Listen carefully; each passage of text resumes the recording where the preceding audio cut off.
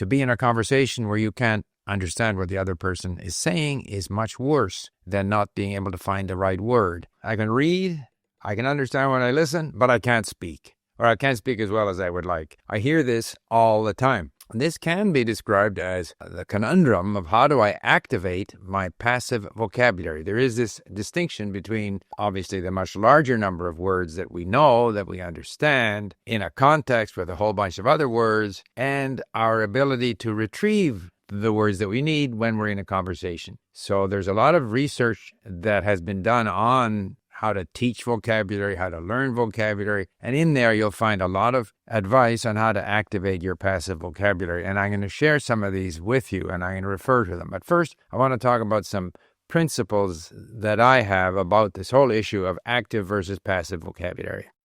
So let me start by saying that I think the problem is overstated, it's exaggerated. To me, there is no clear division between active and passive vocabulary. We never know when we'll be able to retrieve a word that we know passively from our memory reserve. We might even forget a word, or we see it in a context where the surrounding words help us identify or infer the meaning of that word that we maybe know imperfectly or have seen a few times. So there's a very fuzzy sort of process whereby we acquire even our passive vocabulary. And I think moving it to a situation where we can use it actively in a particular context, to my mind, is also fuzzy. In fact, in my native language or in languages that I speak well, I don't distinguish between passive and active vocabulary. I make no special effort to activate my vocabulary. I'm just confident that in time, if I am exposed to enough of a context, if I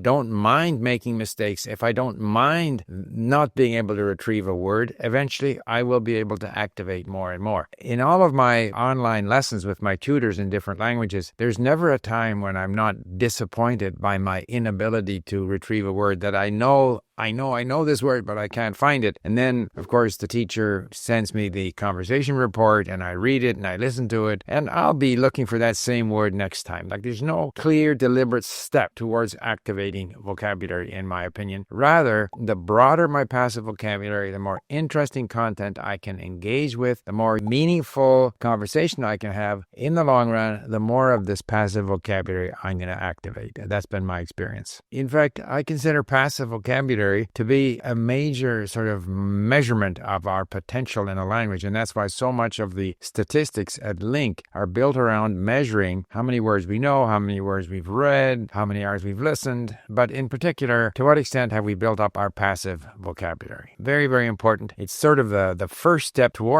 activating that vocabulary. There's no such thing as, in my opinion, as active vocabulary in the abstract. I think what we're referring to is domain-relevant vocabulary. So we hear about academic English and business English and technical English or medical English. In other words, if we are engaged in a particular domain, as they call it, in a particular subject matter, or even an author, say when I was doing Russian, Tolstoy, I'd get very comfortable with his vocabulary, but it would be more difficult for me to read a book written by Dostoevsky, for example. So the kind of content that we are using will determine the range of our vocabulary, even passive vocabulary. And so within that subset, some of these words will be activated when we least expect it. And even, again, in our own language, people who read more have a richer vocabulary, both passive and active. That's why literacy and reading widely on a broad range of subjects is the best indicator of a person's ability to communicate, to express themselves, to write well, even though there may not be any deliberate strategy to convert this passive vocabulary into active vocabulary. Now, I will refer to some of these suggested methods of activating vocabulary, which I'm a little skeptical of, because ultimately, sure, you can drill yourself or talk to yourself or have, role-playing discussions with people, and as I often do at LINC, I go to sentence mode and I'll review some of the vocabulary. I'll review the vocabulary while I'm in a lesson. I'll go over the new vocabulary on a page. I do all of these things without really knowing to what extent it makes it more likely that I'll be able to activate that vocabulary. It's more in terms of acquiring this passive vocabulary, because I'm convinced that if I have enough passive vocabulary, eventually I'll be able to retrieve more and more of it when I need it. Rather, the issue for me is, where do I want to spend my time? So I will spend some time on sentence review, for example, I will spend some time with an online tutor. I don't like spending time talking to non-native speakers. It's just a matter of where do I think I will derive the greatest benefit, which usually is where am I enjoying myself the most.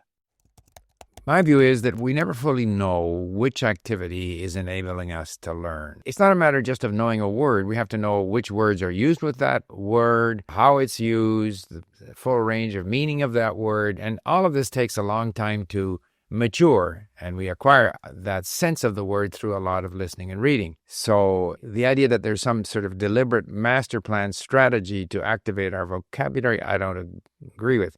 I see it more as, again, something that came up in my recent Persian podcast. I always refer to Pars as podcast because he has so many things to talk about. But if we look at a flock of, hundreds or more of starlings, birds in the air who move in unison. If there's potentially a predator bird around, they'll all move in formation away from that. And it turns out that this is not some master plan. They don't have it all planned out ahead, obviously. It's the individual birds moving, sensing that the bird beside them is moving, and they all respond to a couple of birds to either side of them and what their movements are. And I think acquiring vocabulary and eventually making this vocabulary active is also because we encounter these words in different contexts, we're kind of gradually moving slightly. So it's very much a bottoms-up type of process. We can't deliberately go out to learn a bunch of vocabulary. We want to expose ourselves to these vocabulary items in different contexts, and we will be nudged a little bit by every exposure until eventually these become very well understood in terms of the range of meaning and which words they're used with. And then eventually some of these will activate by a process that at least I don't understand.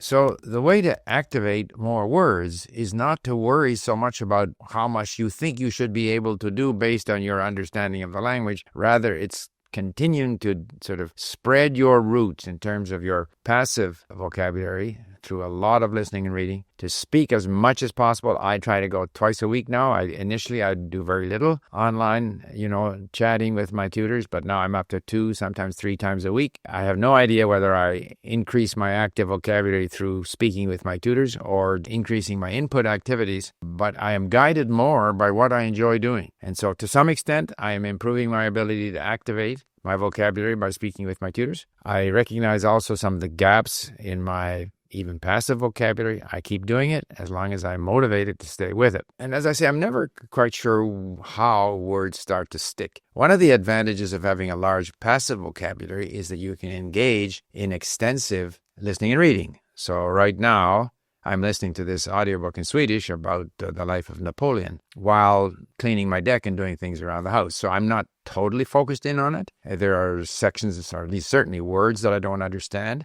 But by the same token, I am reinforcing my grasp of phrases and structures and vocabulary, albeit passive. And in doing that, these little bits and pieces are coming into my memory reserve, and some of these will activate in ways that I don't fully understand or don't deliberately do. But by having a large enough passive vocabulary, I can engage in this kind of extensive listening and reading that will eventually allow me to have a vocabulary that I can use more and more, as long as I'm willing to expose myself to the potential embarrassment of being in a conversation where I can't find the words that I want. However, to be in a conversation where you can't understand what the other person is saying is much worse than not being able to find the right word. And if you continue to engage in these kinds of meaningful conversations, which you're only able to do if you have a broad level of comprehension, as you continue to do that, and if you don't worry about making mistakes, you will eventually activate more vocabulary without going through some of the deliberate activities such as this graph. Typically, these are activities designed for the classroom. These are not things that I would do. And in fact, many of the references that I will leave you with here are suggestions on keeping a diary and putting stickies around your kitchen and all kinds of things that I wouldn't do, but someone else might want to do them. That's fine. I think the simplest solution here is the sort of Occam's razor is if you expand your passive vocabulary through massive input, listening and reading activities, and if you're willing to talk and accept the fact that you'll make mistakes, you will eventually expand the range of words that you can use.